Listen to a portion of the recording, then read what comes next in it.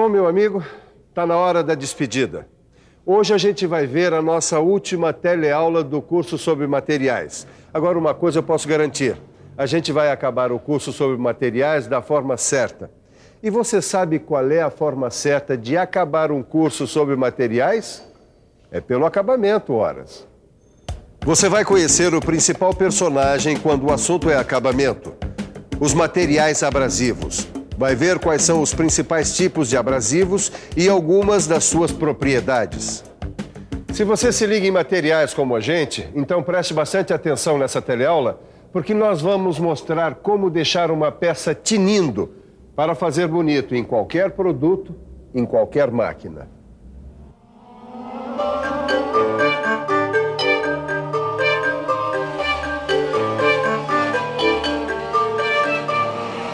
Tanta máquina quente, hein, Neuza? Põe quente nisso. É cada arrancada, cada freada, cada curva. Você já imaginou o atrito que isso provoca, Edgar?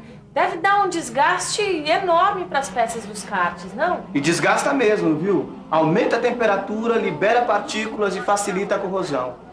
Mas se a gente quer fazer um carro bem legal, a gente vai ter que usar um bocado de atrito, viu? Como é que é? Isso mesmo. Para diminuir a aspereza da superfície, para dar acabamento ou para retificar uma peça, a gente usa o atrito. Você não sabia? Nem sonhava.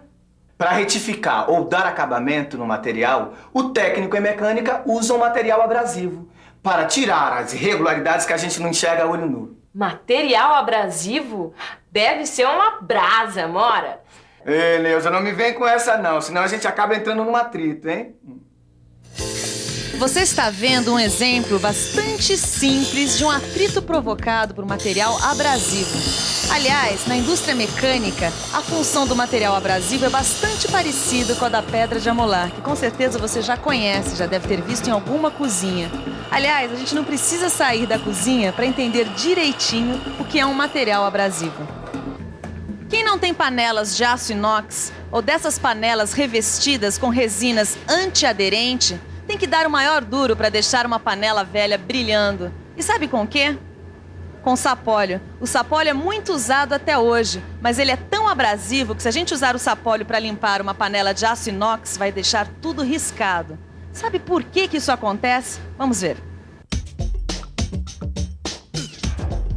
O sapólio é feito de pequenos grãos de areia que, em atrito com o metal, retiram uma camada invisível de sua superfície.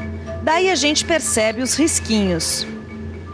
Os grãozinhos que estão aqui no sapólio fazem parte de uma família de materiais que tem a propriedade de retirar camadas de outros materiais através do atrito. Como é o nome dessa família? Ela é a chamada família dos materiais abrasivos.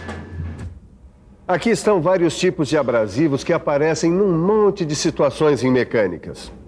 Os abrasivos podem ser em pó, grãos, rebolos e placas.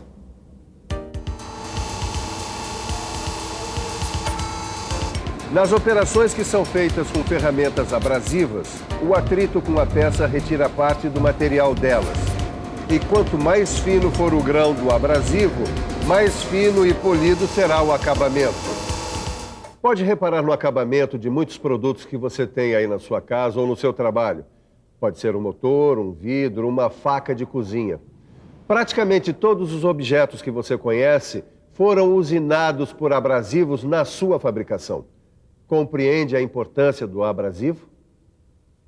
Deu para perceber a importância do abrasivo, Edgar? Vai muito além do sapólio que a sua mãe usa na cozinha, né? Pois é, né, Neuza? Mas falando sério, eu queria saber de onde vêm esses materiais. Quero saber... Qual é a origem deles? Isso. Ah, tá aqui, eu já estudei. Olha, tem os abrasivos naturais e os abrasivos sintéticos. Entre os naturais, que são basicamente de origem cerâmica, temos o corindon e o quartzo. E tem também o diamante, que não é de origem cerâmica, né? O diamante é o mais duro dos abrasivos naturais e ele serve para devolver a capacidade de corte, ou seja, para retificar rebolos como esse daqui. Agora já existem diamantes artificiais que substituem os diamantes naturais na maioria das aplicações. Agora, o mais conhecido dos abrasivos naturais é mesmo o corindon. que nada mais é do que óxido de alumínio a 90% de pureza. Como ele não existe em abundância na natureza, é necessário produzi-lo artificialmente. Será que agora eu posso falar dos abrasivos sintéticos? Bom, os abrasivos sintéticos também são de origem cerâmica. Entre eles, nós temos o eletrocorindon, que tem até 95% de óxido de alumínio. Temos também o carboneto de silício, que é mais conhecido como carborundum, uma combinação de silício e carbono. E temos ainda o carbeto de boro, com até 95% de carbeto de boro cristalino. Esses abrasivos sintéticos servem também para afiar ferramentas de corte e ainda para polir e dar acabamentos a estampos, matrizes e gabaritos. Todos eles são processados a quente e depois que saem do forno, em pedaços, são moídos em grãos com cantos agudos. Com esses cantos agudos é que o material abrasivo corta, aparando a superfície dos outros materiais.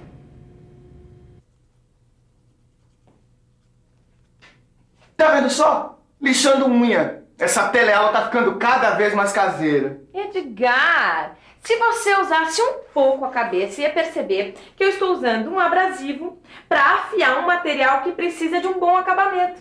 As minhas unhas. Ih, agora ela me pegou. O tamanho do grão é que determina a capacidade do corte do abrasivo. Ó, o lado mais grosso desbasta a unha mais rapidamente, enquanto o lado mais fino dá um acabamento melhor, deixando a unha mais lisinha. É, pessoal, agora eu tenho que reconhecer que na nossa vida doméstica, no recesso dos nossos lares, a gente aprende muito mais sobre materiais do que eu jamais imaginei. Edgar, que unhas horríveis. Ah, não. Você não imagina a variedade de formatos de ferramentas abrasivas que a gente pode encontrar.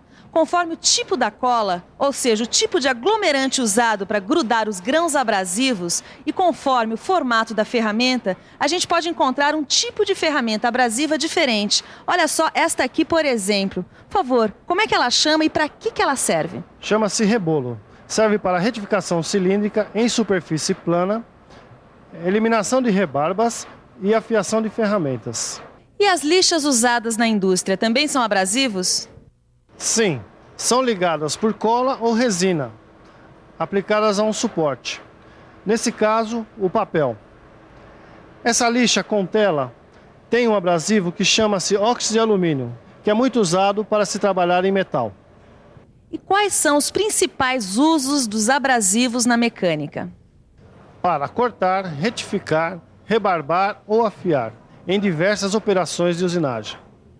Tudo bem, você viu aí as tarefas que a gente pode fazer com um abrasivo. Mas acontece que, como todo material, o abrasivo precisa ter algumas características, algumas propriedades para que ele dê conta do recado.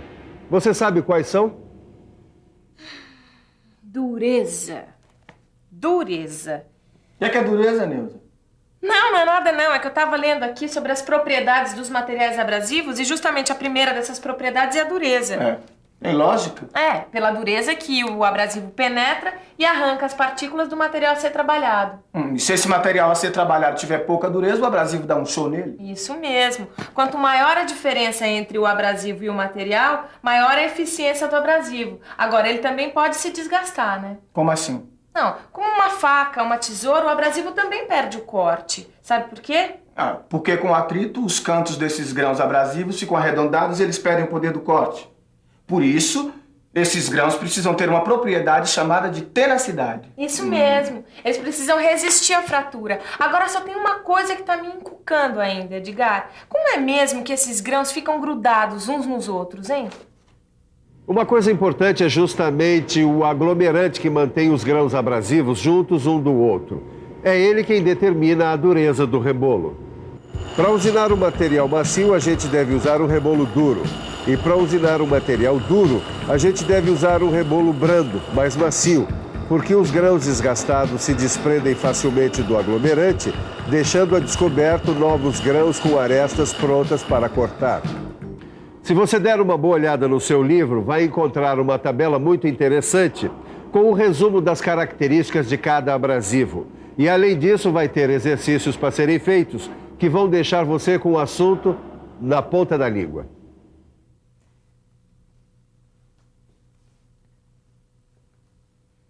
O que foi, Neuza? Ah, eu tava com uma coisa pra dizer na ponta da língua, só que agora eu esqueci. Ó, se você, assim como a Neuza, não consegue lembrar coisa alguma sobre as nossas teleaulas, faça como eu. Assista sempre a revisão. Eu lembrei! Acabou, Edgar. Acabou o nosso curso de materiais nessa teleaula. Ah, mas eu não tô preocupado, Neuza. E o nosso kart? Será que agora a gente vai conseguir? Ó, se a gente vai conseguir ou não construir o nosso kart, pouco importa. O que é importante é que a gente aprendeu um monte de coisas sobre materiais. Poxa, a gente aprendeu como nunca. Você não lembra? Cobre, aço, alumínio, carbono, borracha, plástico. Meu Deus, quanta coisa a gente viu. Quantos processos, quantas maneiras de produzir, quantas histórias e quanta pesquisa não tem por trás de cada simples produto industrial que a gente usa. E eu nem sonhava que eles significam tanto. Agora, como acontece sempre com quem estuda um assunto para valer, a gente sabe que nem tudo que se estudou representa tudo o que existe. É, sempre tem mais coisa para aprender. Quanto mais a gente estuda, mais descobre sobre o universo do conhecimento, que é simplesmente infinito. Portanto, não desanime. Se você acha que sabe pouco, o importante é você estar consciente de que o conhecimento é como um diamante. É para sempre. Cada coisa nova que você aprende, cada livro, revista técnica, catálogo ou manual que você consulta é mais um passo para o futuro. Portanto, mão na massa. Estude. Você sabe que vale a pena. Tchau. Até o nosso próximo curso, hein?